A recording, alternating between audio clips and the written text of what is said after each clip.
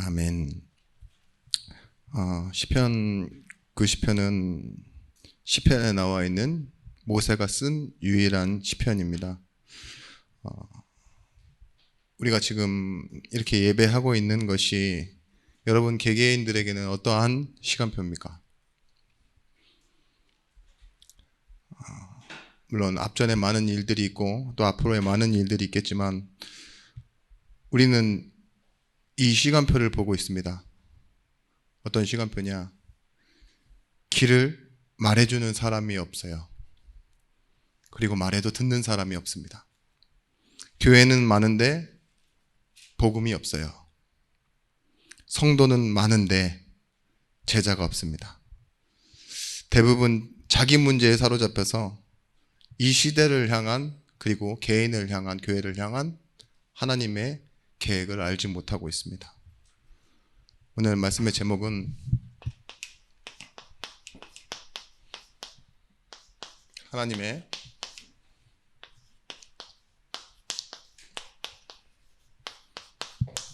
일을 보는 자리입니다.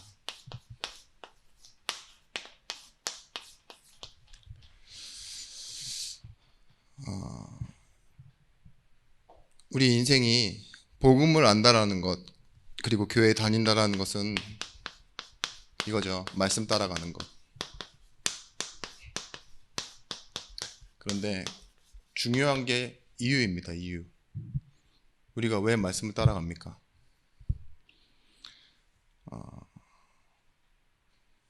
진짜 말씀을 따라가고 있는 것은 맞습니까? 두 가지 질문이 하나가 된 거예요. 말씀을 따라가십니까와 말씀을 따라가는 이유는 무엇입니까? 굉장히 진실한 감정에 접근해야 나올 것 같고, 갑자기 드린 질문인지라 이제 여러분들 답을 내시는 데는 기도하면서 한번 확인해 보셨으면 좋겠는데요. 우리도 모르게 가치 있는 것 있죠. 이것에 우리 인생의 중심이 잡혀 있습니다. 어떤 분은 자녀, 어떤 분은 경제, 급작스럽게 찾아온 질병이라면 몸의 건강, 이런 식으로 우리는 이것을 통해 중심 잡으려고 한다니까요.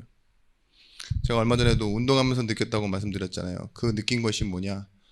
꼭 바른 자세가 안 나오면은 될 수 있는 근육을 쓰더라고요. 그러니까 만약에 제가 데드리프트라는 그 운동을 위해서 밑에 있는 것을 잡고 끌어올려야 되거든요. 이게 전신 운동입니다. 이제 이 골반에 힌지를 사용해서 허리를 앞으로 밀면서 하는 운동인데, 누군가 되게 크게 경고하더라고요. 그러다가는 앞으로 향후 10년 동안 허리 못 쓸 수 있다고. 근데 저는 거기서 제가 많은 걸 느꼈어요. 머리로는 알고 있는데 실제로 1년 내지는 몇 년을 해야 그게 체득이 되거든요. 몸에 익어서. 막 의식을 하면서 해도 무의식적으로 반응하는 게 몸이에요. 그래서 해보니 진짜 말 그대로 여기 힘이 안 되고 여기를 안 사용하고 막 뭔가 어색하잖아요. 그러면 쓸 수 있는 팔 힘으로 그냥 등으로 막 허리로, 허리 많이 다치시잖아요. 근데 그런 식으로 제가 하는 걸 봤어요. 우리도 마찬가지입니다. 말씀을 따라간다라고 하는데, 따라가는 그 길에서 우리는 말씀으로 중심 잡고 있는 게 아니라 내가 가치 있다라고 생각하는 것 있죠. 그거로 중심 잡고 말씀을 따라가고 있는 겁니다. 따라가더라도. 대부분 여러분들 안에 있는 결핍 때문에 사람한테 인정받는 거, 비슷한 말이지만 내가 뭔가 안정되길 원해요. 노후도 그렇고 누가 뭐라 하든 내 개인이 먼저 안정이 돼야 되는데 막 뭔가 불안하고 두려운 건 너무 싫어하시잖아요.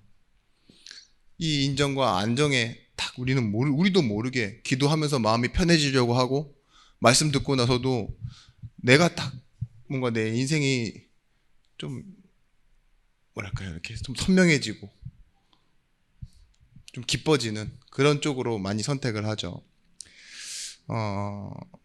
여러분, 끝없이 인정받고 끝없이 안정되어져도 우리는 복음으로 중심 잡지 않으면 뭐예요? 결정적인 순간에 흔들리게 되어 있습니다. 만약에 이 창세기 3장에서 나왔던 그 내 중심 있죠. 하나님 떠난 이유가 뭐였어요? 내가 하나님처럼 되려고 했잖아요. 그게 조금이라도 우리 안에 들어오면요, 결국은 말씀 따라간다고 한들 하나님을 내 도구로 사용하려고 그래요. 계속. 그게 종교적인 기도예요. 나를 위해서 하나님이 조금만 움직여 주시면 안 될까요? 나쁜 건 아니잖아요. 자녀가 구하는데, 그죠? 근데 그게 큰 테두리 안에서는요, 우리가 지금 하나님을 잘 모르는 거예요. 하나님이 어떤 하나님이신지를. 그렇게 움직여 주시면 내가 그런 하나님의 이상한 자녀가 된다는 걸 여러분들이 아셔야 됩니다. 하나님은 완전하신 하나님이잖아요. 그래서 내가 연약해도 괜찮고 모자라도 괜찮고 그래도 돼요. 왜 그런 줄 아십니까? 하나님이 완전하시기 때문에.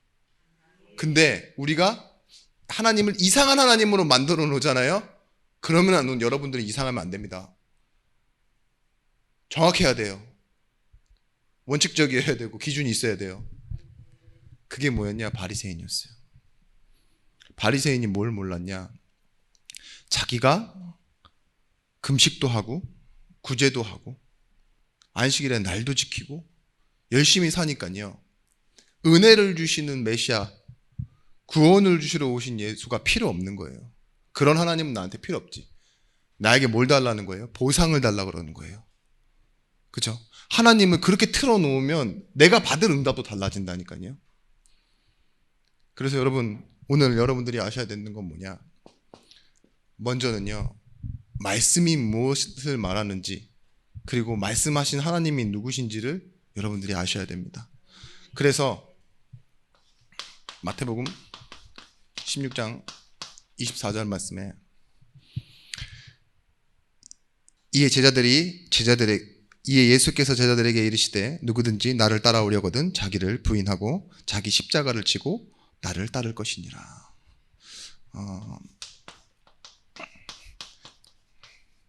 내가 이게 되어집니까?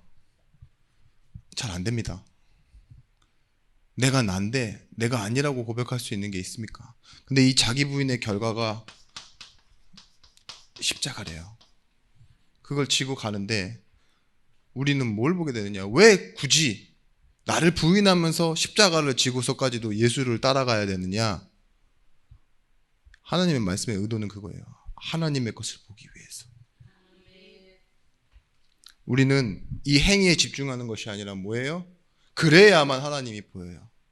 이 내 중심으로 살고 있던 나를 부인해야, 잘못 중심 잡고 있었던 그 부분의 균형을 깨트리고 이제 십자가를 통해서 내가 나를 봐야 하나님의 일들이 보이기 시작한다는 거죠.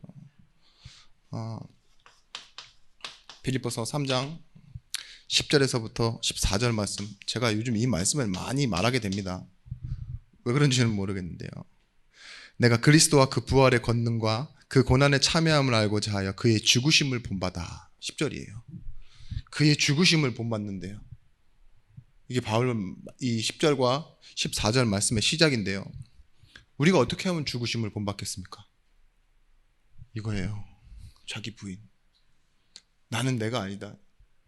사람들이 정의하는 내가 아니고, 세상이 말하는 내가 아니고, 보편평균적인 하나님이 부르신 내가 나다. 근데 이 바울이 알고자 하는 것은 뭐냐?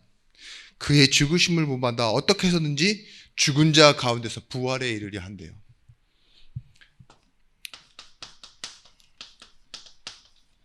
영접하는 자, 그 이름을 믿는 자가 뭐라 했죠? 하나님이 우리에게 주신 그 생명의 각인을 가지고 내가 뭐예요? 자녀로 다시 깨닫고 하나님을 믿고 아는 거라고 그랬잖아요.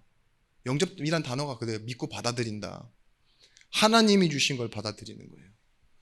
내가 죽음으로써 뭐예요? 얻는 것이 부활의 참여예요. 다시 사는 생명. 이걸 바울이 고백하고 나서는 내가 이미 얻은 것도 아니래요. 이루었다 함도 아니래요. 인정. 얻은 것도 없고 잃은 것도 없는데 뭘 향해서 가요? 하나님이 하시는 일을 보기 위해 달려간다. 이렇게 말하고 있어요. 지난번에 이렇게 말씀드렸습니다. 이룬 것, 얻은 것. 근데 뭐예요? 그게 없는데, 그게 확실하지 않은데 뭐가 확실해요? 목표가 확실한 거라고. 근데 이 목표를 주신 분이 누구예요? 하나님이시잖아요. 여러분, 그래서요, 내가 아직 잡은 줄로 여기지 아니하고 오직 한 일, 즉 뒤에 있는 것은 잊어버리고 앞에 있는 것을 잡으려고. 더 볼 것이 없다는 겁니다. 지나간 일은 지나간 대로 내두르겠다는 거예요. 이게 복음에서 말하는 개혁주의예요. 지나간 건 지나간 거예요. 지나간 일이 나에게 오늘 영향을 주는 걸 뭐라 그러죠? 상처. 지나간 일들이 역사지만 지금 내 상태가 되고 내 태도가 되는 거 있잖아요. 뭐 그런 말씀 드렸잖아요. 상태가 상황되면 안 된다고. 내가 분명히 이 상황이 상태되면 안 된다 그랬죠.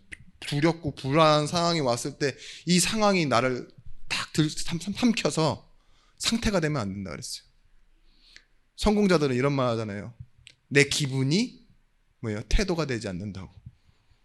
멋있게 지더라도 악수하고 딱 돌아서고, 뒤에 가서 어떤 욕하는지는 모르겠지만 입 모양 이상하더라고요 다. 근데 그래도. 근데 복음 가진 자는 뭐가 있냐? 지나간 일들은 뭐예요? 하나님이 이루신 거예요. 그리고 지금 나는 하나님과 함께하고 있고 앞으로의 일은 하나님이 하실 일들이에요. 그래서 우리는 이 생명을 죽음으로 다시 얻는 이 부활에 참여한 사람들입니다. 여러분들이 나 변한 게 없는데요. 뭘 변한 게 없습니까? 다 변했다니까요. 똑같은데요. 돈 없고 연약하고 나이 들어가고 뭐 이런 거 세상이랑 똑같은데요. 배경이 하나님 나라잖아요. 본향이 천국이잖아요. 그러면 다 바뀐 겁니다. 그래요. 저 원수된 자 그대로 있고 나도 그대로 있어요. 상황은 똑같죠. 근데 지금 뒤에 누가 섰어요? 하나님이 서 계시잖아요. 이 대치 상황이 완전 다르다니까요. 만약에 뭐 누가 둘이서 싸우는데요. 둘이서 싸우는데 뭐 힘의 겨루기니까 누군가 이기겠죠. 근데 그 옆에 경찰 한 명만 서 있어 보세요. 완전 달라지는 거예요. 그죠? 싸운 이유도 중요하겠지만 누구 편에 서주느냐에 따라 완전 달라진다니까요. 그게 우리 인생이에요. 모세가 지금 이 시편에서 뭘 고백했느냐? 이 고백을 하는 겁니다. 복음을 주신 하나님. 그리고 그 안에 있는 나를 찾은 거예요. 내가 전쟁 일으켜서 폭동을 일으키거나 어떤 개혁해서 지금 이스라엘 백성들이 광야로 나온 게 아닙니다. 뭐 때문에 나온 것이죠? 오직 하나님의 말씀으로, 언약 때문에 나왔어요. 여러분, 복음 주신 하나님을 여러분들은 알고 계십니까? 알면 얼마나 아십니까? 진짜 궁금해서 물어보는 거예요.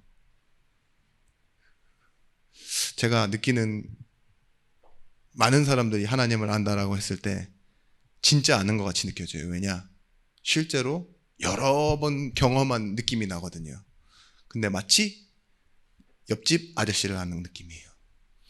자주 봐서 알아요. 인사도 해. 안녕하세요. 이렇게 지나가고 맨날 하는데 뭐예요? 뭔가 설명하라 그러면 개인적인 뭔가 이런 느낌은 별로 없어요. 뭐 외모는 이렇고 저렇고 어디 사시고 뭐 다 아는 느낌이에요.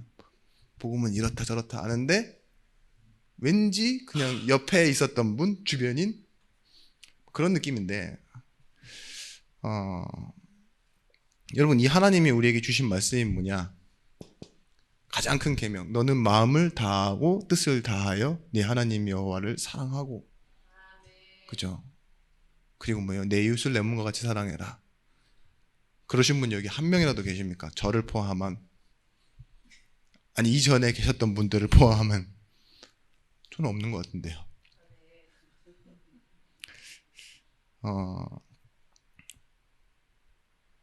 우리가 뭘 알아야 되느냐? 이 복음을 주셨다는 건 그런 하나님을 우리가 뭐 제대로 알고 진짜 실천하고 얼마만큼 그 달성률을 가졌느냐, 획득했느냐, 뭐 이런 정도가 아닙니다. 뭘 알아야 되느냐? 이 부분에 대해서는 확실히 알아야 돼요. 하나님은 우리가 짓지도 않았는데 정확하게는 알지도 못한 그 죄를 하나님께서 해결하셨다는 겁니다. 그래서 과연 이런 과학이 발달한 시대에 있을까 한 그 저주 있죠. 이 저주 문제에 놓여 있다는 사실, 하나님 떠나 있다는 그 말은 사단의 권세 아래 그대로 놓여 있다는 그 운명, 이 문제를 복음으로 해결하셨다는 거예요.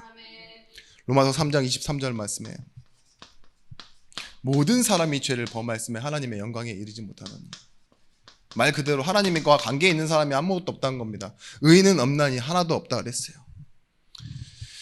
로마서 5장 12절 말씀에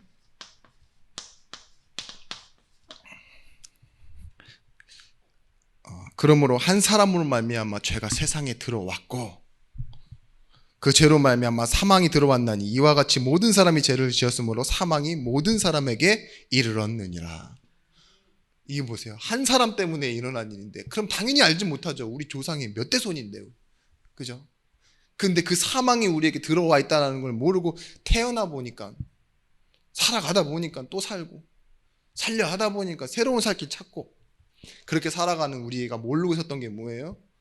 죄 가운데 놓여 있다는, 그 죄는 진짜 흉악한 범죄를 지은 것이 아니라 하나님과 떨어져 있다는 그 창조 원리를, 근본 문제를 모르고 살아가고 있었다는 거잖아요. 하나님은 이 문제를 해결하셨습니다. 우리는 사도행전 4장 12절 말씀에 안 되는 조건을 갖고 있어요. 되는 조건이 아니라 안 되는 조건입니다. 천하 인간의 구원 얻을 다른 이름을 우리에게 주신 적이 없다 그랬어요. 그 어떤 이름으로도 우리는 구원받을 수 없어요. 로마서 5장 8절 말씀 그리고 10절 말씀에 우리가 아직 죄인 되어 있고 우리가 아직 원수 되었을 때, 우리가 아직 연약할 때 하나님께서 우리를 사랑하셨다고 말씀하십니다. 이게 먼저예요. 먼저 하나님이 우리를 먼저 사랑하신 겁니다. 우리는 하나님을 모를 때 그게 복음의 시작이에요. 누군가 이렇게 계속 얘기하다가 충격받았다고 하는데 그게 뭔 충격입니까? 우리는 당연히 알고 있는 건데. 종교는 우리가 하나님을 찾아가는 것이고 복음은 뭐예요? 하나님이 우리를 찾아오신 것이다. 하나님이 우리를 찾아오신 이유가 뭐냐? 먼저 우리를 사랑하셨기 때문에. 우리는 하나님을 까마득하게 잊고 알지도 못한 상태에서 태어나지만 하나님은 우리를 알아요. 왜 아느냐? 창조하실 때, 이 땅을 지으실 때 뭘로 창조하셨어요? 자기의 형상대로 우리를 만드셨어요. 그리고 하나님과 소통할 수 있는 자녀로 우리를 불러놓으셨어요. 그걸 회복시키실 분이 뭐예요? 자기밖에 없어요. 그쵸? 주인 되신 분이 자신이라니까요.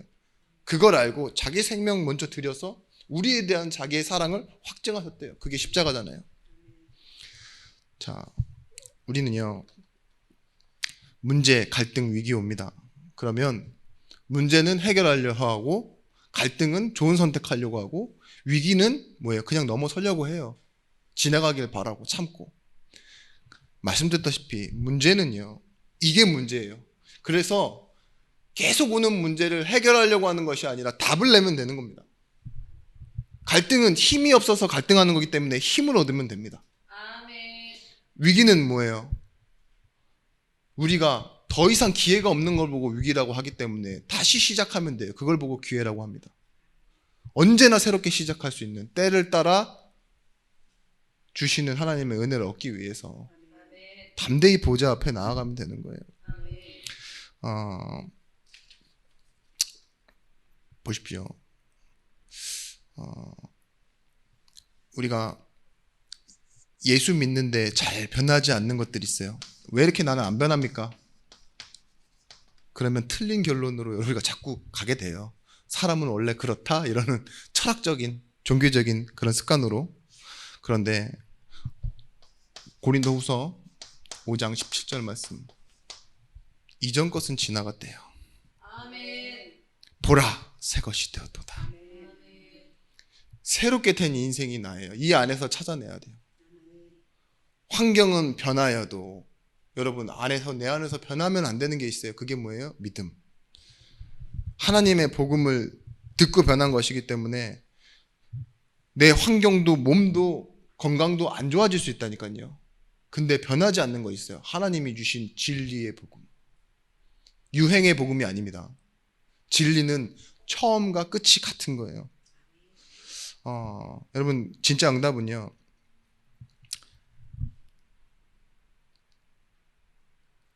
지나고 나서 볼 수도 있고 내가 못 볼 수도 있는 거예요. 진짜 응답이란 게 그런 거예요. 지금 오늘 모세가 시편에서 말하고 싶은 게 그거예요. 광야에서 모든 것이 다 지나가고 끝이 날 때쯤 하나님이 원하시는 것을 봤어요. 그 자리까지 인도해 오신 하나님을 본 거예요. 우리 또한 마찬가지예요. 지금 뭔가 눈앞에 드러나는 현상의 변화가 아닌 뭐예요? 인도를 받으셔야 돼요.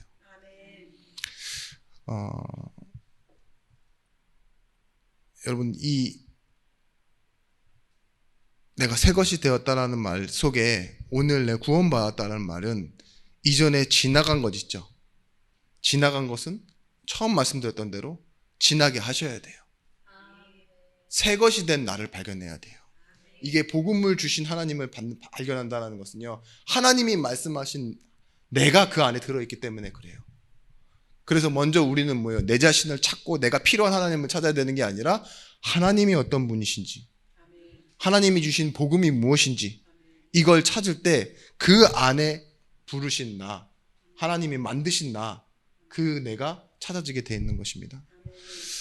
그래서요,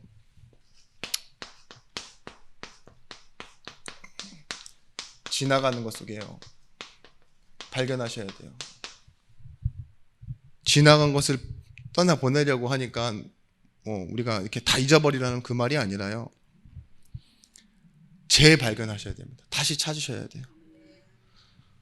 이 124를 살았던 모세가 광야에서 얼마나 많은 것들을 지났습니까? 왕궁 40년, 그리고 미디안 광야에서 40년, 하나님께 부름받아서 뭐예요? 또 광야에서 40년. 하나님이 자기 인생을 그렇게 들어 쓰시는 걸 봤어요. 아무것도 아닌 자신을. 그게 왜 가능했죠? 하나님이 함께 하셨기 때문에. 근데 그렇게 인도하실 때에 이 애굽 땅에 종되었던 그 38년이나 이 240년인가요? 몇 년이죠? 노예로 살았던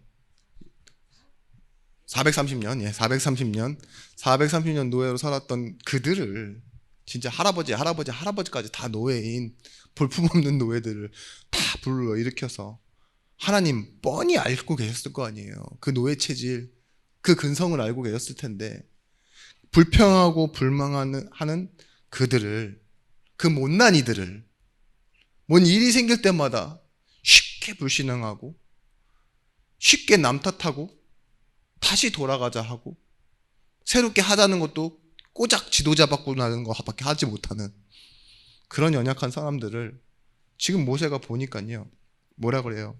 이 앞서 꺼내는 말이 그거예요.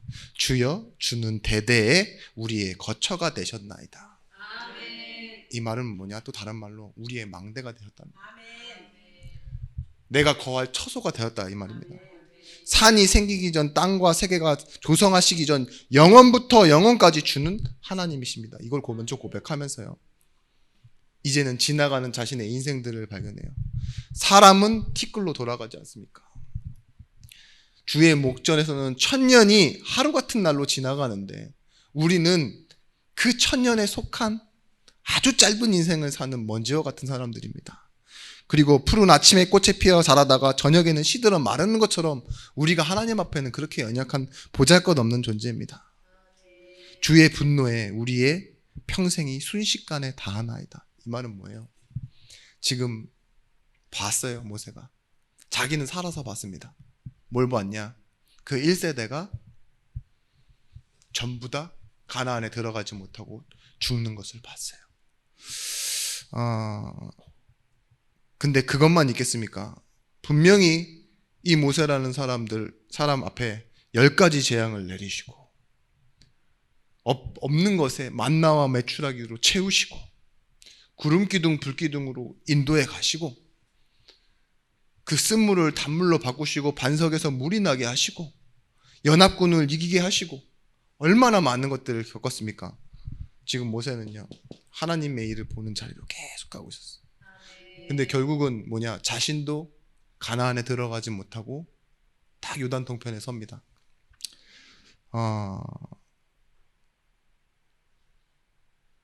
여러분 지금 우리가 읽고 듣는 것처럼 간단한 일이 아닙니다. 모세의 인생에 하나님이 딱 마음속에 새겨두신 응답은 주의 분노에 일순간 죽어가는 것처럼 보이는 그 못난 인간, 못난 사람들, 그 못난 것 때문에 실패해서 저주를 받고 재앙을 받는 것처럼 보이는 그 사람들을 향한 하나님의 진심을 본 거예요. 컨텍스트라고 그러죠. 본문을 본 거예요. 그걸 읽어낸 거예요. 지금 모세가. 그게 뭐냐? 하나님은 신실하신 하나님이시군요. 모르고 부르신 게 아닌데 하나님은 이것을 끝까지 남겨서 결국은 후대들로 하여금 가나안으로 보내시는군요. 내가 가지 않아도. 이 신실함이란 말이 정확하게는 이렇습니다. 처음과 끝이 같다라는 말이에요. 사람한테 그런 말 쓸 때 뭐예요? 믿을 만한 사람을 신실한 사람이라고 그러죠. 변하지 않는 사람을 신실하지 않는. 하나님도 변하시는 하나님이 아니에요. 얼마나 신실하신 하나님이냐? 분명히 이 광야에서 재앙이 내리던 그날에도 하나님은 만나와 메추라기를 주셨어요. 그죠? 꼬작 엘림 10km 남겨놓고 불신앙하는 그들에게요 뭐예요? 마라의 쓴물에 단물로 바꾸세요. 이스라엘 백성들을 치유하시잖아요. 그 앞에 가서 뭐래요? 나 준비해놨다. 이걸 보여주시기 위해서. 하나님은 어떤 하나님이냐? 오래 참으시는 하나님이에요. 바울은 이렇게 말합니다. 오래 참으실 뿐만 아니라 죄를 간과하심으로 알면서도 모른 척 하신다는 거예요. 왜냐? 그래야 기다리실 수 있으니까. 하나님이 기다려주신다니까요. 지금 현장에 우리 교회를 향해 하나님은요 신실하신 응답으로 오래 참으시고 기다리시는 응답으로 후대를 향한 하나님의 계획을 가지고 계십니다. 그러면서 뭘 말하냐? 하나님은 거짓 없이 진실함으로 능력으로 우리에게 역사하신다 이 말이에요. 그래서 모세의 본문은 그거예요. 우리의 못남과 연약함이 그 속에 있는 하나님의 능력이 얼마나 크신가 보라. 이걸 시편에 담아낸 거예요. 그렇게 죽을 사람들을 위해서 하나님은 그렇게 살려서 거기까지 끌고 가셨어야 됐습니까? 이게 하나님이라니까요. 우리 예준교회를 통해서 마찬가지예요. 우리 이렇게 연약한데, 우리 이렇게 자꾸 바뀌는데 하나님 이걸 통해서 꼭 굳이 그렇게 하셔야겠습니까? 저 많은 능력 있는 사람들, 가진 것 많은 사람들, 아는 것 많은 사람들, 그 사람들을 통해서 세계복음하고 전도하고 후대 살리면 될 텐데 하나님 하필이면은 왜 나요? 이걸 수도 있잖아요. 왜 우리요? 보기만 해도 맨날 우리는 마음이 편치 않은 우리들인데 그죠? 하나 될 때는 정말 막 이럴 수 있는데 그죠? 변덕이 심하잖아요. 근데 하나님이요 그 사랑으로 지금 우리 교회와 함께 하신다니까요. 신명기 말씀이 어떤 말씀이냐? 신신당부할 때 신자랑 명령할 명자입니다. 그래서 저는 신명기를 이렇게 생각하고 있어요. 되돌아서 붙잡는 말씀. 왜냐? 다 지나고 나서 나오는 거니까. 그죠? 그 신명기에서 선포되어지는 말씀이 다 예배예요. 예배에 관한 말씀이에요.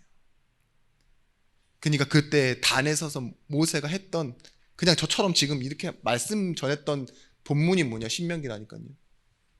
메시지를 말하고 싶었던 거예요. 여러분 이런 것처럼 신명기에 가장 많이 나오는 단어가 뭘까요? 본문, 신명기의 본문.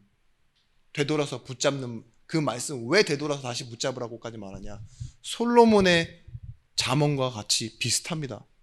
너는 청년의 때에 기억하라 이거예요. 본문은 그거예요. 신명기의 본문도 그겁니다. 기억하라. 오늘 시편의 본문도 그거예요. 기억하라. 우리의 무능, 연약함, 내렸던 재앙, 좌절된 일들이 아니라 결국은 뭐냐? 하나님이 하시는 일들이다. 그 하나님이 하시는 일들 속에 왜 그런 일이 가능했냐? 하나님은 신실하셨기 때문에. 하나님은 오래 참으셨기 때문에.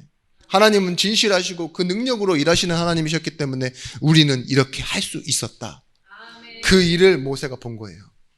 어느 자리에서? 많은 일과 응답과 문제가 지나고 난 뒤에. 많은 일이 어떻게 보면 지연되고 연체되고, 그래서 자기는 할 수 없다라고 포기할 때 뭐가 보여요? 하나님이 또다시 하실 일들이 보이게 된 겁니다. 우리 그래서요, 이제는 이것 때문에 당연한 것을 찾으시면 됩니다. 발견하는 사람에겐 당연한 게 보여요. 그것이 뭐냐? 마태복음 13장 44절 말씀에 감추인 보화를 찾은 사람은요, 당연히 이를 발견하고 숨겨둔 후에 기뻐했대요. 기뻐하면서 뭐래요? 자기의 소유를 다 팔아 그 밭을 사느니라. 정리가 된다니까요. 서론에 말씀드렸잖아요. 가치 있는 것에 중심 둔다고. 그쵸? 그런 것처럼 뭐예요? 지금 내 것을 다 파는데 뭐예요? 지금 빚 갚으려고 그러는 게 아니잖아요. 저 보물을 발견했어요. 그러니까 중심이 바뀌는 거예요. 완전히 기뻐함으로 다 팔았대요. 여러분, 인생 정리가 복음의 가치 때문에 정리되었으면 좋겠어요. 환경이 몰아가는, 사람이 뭔가 나를 이렇게 뭐라고 그러죠? 몰아붙이고, 예? 설득해서 그렇게 내 인생이 정리되어지는 것이 아니라 복음의 가치 발견을 통해서 여러분 정리되셔야 됩니다. 고린도전서 1장 18절 말씀, 뭐예요? 미련한 자에게 복음은 아무것도 아닙니다. 멸망하는 자에게는 미련한 것이지만 구원받은 우리에게는 하나님의 능력이라. 로마서 1장 16절 말씀에 뭐래요? 복음에는 하나님의 의가 나타난대요. 구원을 주시는 하나님의 능력이래요. 이 능력을 붙잡아야죠. 무능한 내가 변변치 못한 상황 속에서 뻔한 선택을 하는 것, 그게 우리의 인생처럼 보이지만 사실 아니에요. 뭐예요? 이 속에 있는 거예요.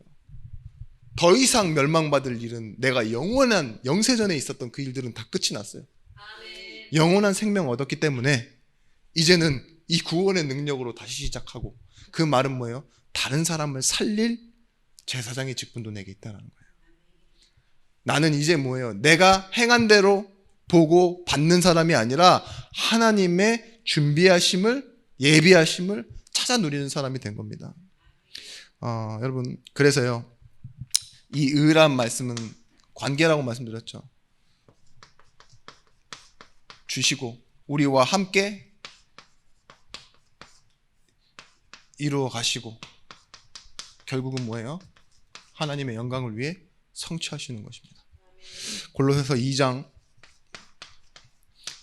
2절에서부터 3절의 말씀, 그 안에 모든 지혜와 지식과 보화가 감춰져 있는데 뭐라고 했냐? 그리스도의 비밀이라고 말했어요. 이 비밀 안에 다 들어있다고요. 이 비밀을 찾아내셔야 됩니다. 하나님의 비밀인 그리스도를 깨닫게 하려 함이니. 그리스도를 깨달을 때 그 안에 뭐예요? 지혜와 지식과 보화가 감춰져 있느니라. 잠언서 18장 10절 말씀에 이렇게 나와 있습니다. 여호와의 이름은 견고한 망대라. 그리로 달려가서 안전함을 얻느니라. 아멘. 여러분, 많이 가져서 얻는 안정과 인정이 아닙니다. 여호와의 이름이 뭐라고 말해요? 견고한 망대라. 우리는 뭐예요? 위기가 생길 때 하나님 앞으로 와서 안정감을 얻는 거예요. 저는 여호와 이름이 한 6가지 정도 되는 줄 알았어요. 제가 항상 썼잖아요. 라파, 이레, 뭐 또 뭐 있죠? 니시, 까먹었네. 그 있잖아요. 뭐 샬롬, 그쵸? 뭐 여러 가지 있는데 그 구약에 또 더 앞서 나오는 거는 뭐 엘로힘 이래가지고 하나님은 힘이 있으신 하나님이다. 찌드 까먹었다. 아무튼 그런 거 있어요. 찌드 뭐또 있는데 그런 거 떠나서 근데 제가 처음 봤어요. 말씀은 들어봤지만 여호와의 이름이 뭐라고요? 견고한 망대래요. 망대의 뜻이 뭐예요? 나를 지키기 위해 나를 위해 뭐예요? 저 먼 곳을 바라보고 쉬지 않고 하나님께서 일하고 계시다 이 말이에요. 견고한 망대다. 적이 절대 넘어올 수 없는 견고한 망대예요. 하나님이 나를 지켜준다니까요. 시편 전체에 내가 주께 피하오니 라는 말이 12번 정도 나옵니다. 하나님이요, 우리가 뭐 할 때 기뻐하시느냐? 나를 알고, 그러니까 하나님 자신을 알고 하나님을 찾는 자를 기뻐하세요. 그래서 우리는 뭐 하면 되느냐? 결론적으로 분명한 시간표, 이거를 헷갈리지 않으면 돼요. 때가 오고 기회가 왔을 때 사람들은 다 그렇게 뭐라고 이야기하냐? 적기고 혹이다 이래요. 있을 때 잘해 뭐 이런 말 있잖아요. 그죠? 뭐 한다고요? 그 물 들어올 때 노젓는다? 뭐 그런 말 있잖아요. 부하들이 지난 말씀처럼 사울이 굳이 우리 앞에까지 행차하셨는데 죽이지 못할 이유가 뭡니까? 바로 잡으십시오 이렇게 얘기했잖아요. 그죠? 저는 그게 시간표라고 생각. 하나님 드디어 오늘 사울을 정리하시는구나. 내 앞에 딱 갖다 놓으시네. 딱 그런 생각하면서 거침없이 그냥 단칼에 그냥 아니 그 전에 당한 게 많으니까 여러 가지 이렇게 요리처럼 그죠? 다짐질을 하겠는데 그게 아니죠. 뭐라 그래요?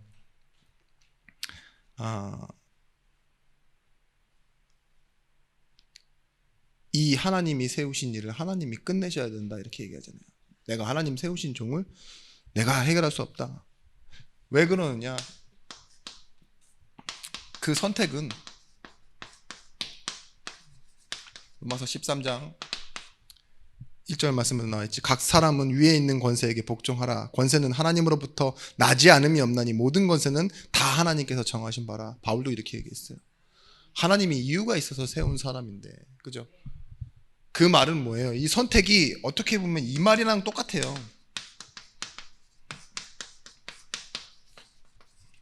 제한된 집중입니다.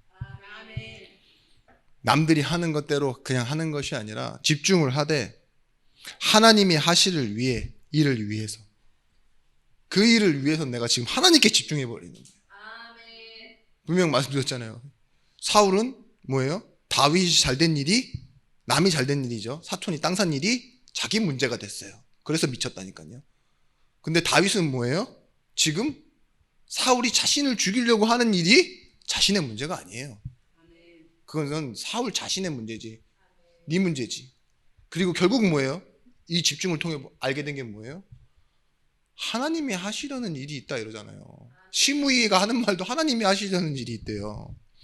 그게 뭐예요? 사울왕과의 관계적 입장이 아니라니까요. 장인이고 왕인데 그런 입장이 아니에요. 그를 세우신 분을 더 위로 바라버렸잖아요. 그게 뭐예요? 하나님 보실 때 의인은 없어도 돼요. 하박국처럼 논밭에 소출이 없고 포도원에 뭐 열매가 없고 송아지 없고 다 없는데 괜찮대요.